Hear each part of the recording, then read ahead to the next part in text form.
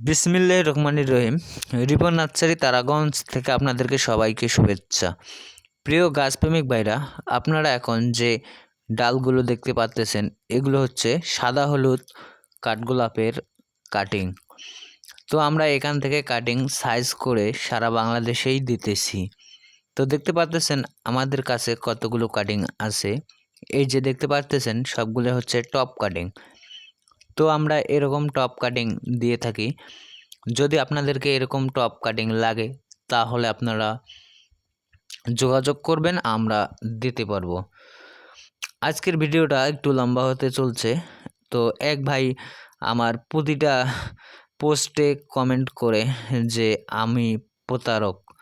তো আমি প্রতারক হলে এত হাজার হাজার কাটিং আমার কাছ থেকে মানুষ নিত না।